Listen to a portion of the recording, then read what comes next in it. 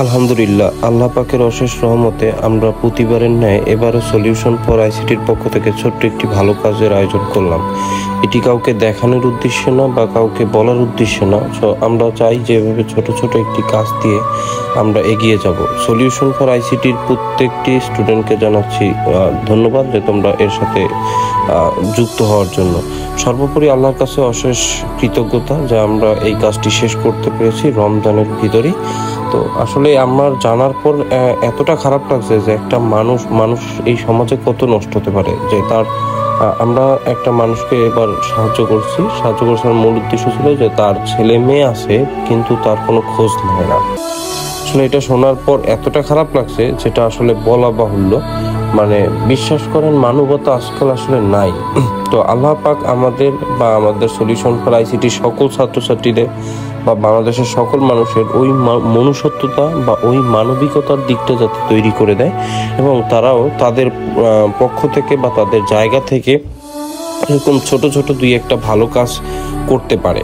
এভাবে আসলে আমরা যদি এগিয়ে আসি, যে যতটুকু পারি, যার যতটুকু সামর্থ্য আছে, আমার অত সামর্থ্য আল্লাহ এখনো দেয় নেই বা আমি এখনো কোনো চাকরি করি না, আর আমি আমার জায়গা থেকে সর্বোচ্চ চেষ্টা করছি যাতে এভাবে আসলে চেষ্টা করে আমরা এগিয়ে যেতে পারি। তাহলে আমরা ইনশাল্লাহ ভালো কিছু করতে পারবো, সমাজকে উন্নত শিখরে নিতে পারবো, বা আমাদের দেখে আমাদের যারা ছোট আছে তারাও এরকম ছোট ছোট কাজ করতে পারবে। যাই হোক, আল্লাহর কাছে কৃতজ্ঞতা প্রকাশ করতেছি যে আমাদের এই ছোট্ট কাজটা সম্পূর্ণ করতে পারছি।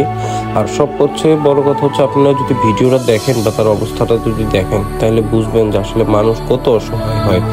আমরা ঢাকায় থাকি বা অনেক ছেলেমেয়েরা ঢাকায় শহরে থাকে, ওদিকের মানুষ থেকে এদিকের মানুষের লাইফটা সম্পূর্ণ ডিফারেন্ট।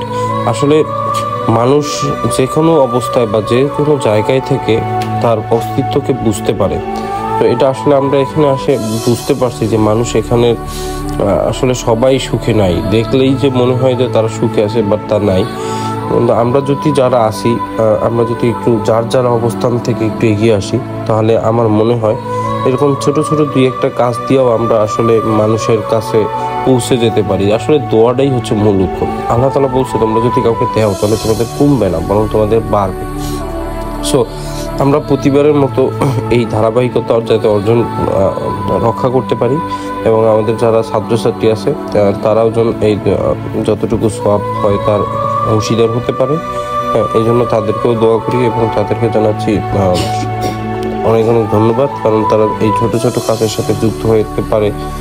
আসলে এটা আসলে অন্যরকম একটা তৃপ্তি, যেহেতু তোমরাও করে দেখলে বুঝবা যে আসলে এই তৃপ্তিটা কতটুকু। মানে আসলে এই তৃপ্তিটা বলে বোঝানো যাবে না, এটা টাকা দিয়ে কেনা যাবে না, এটা ভাষা দিয়ে কেনা যাবে না। আসলে এটা অন্তরের। এই দোয়াটা আসলে অন্যরকম দোয়া।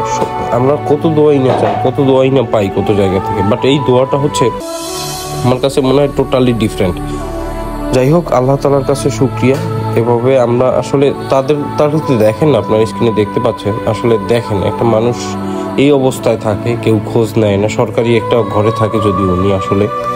যাই হোক, আল্লাহ তাআলা তাদের ছেলে মেয়েকে সঠিক বুঝদান দেওয়ার তৌফিক দিক।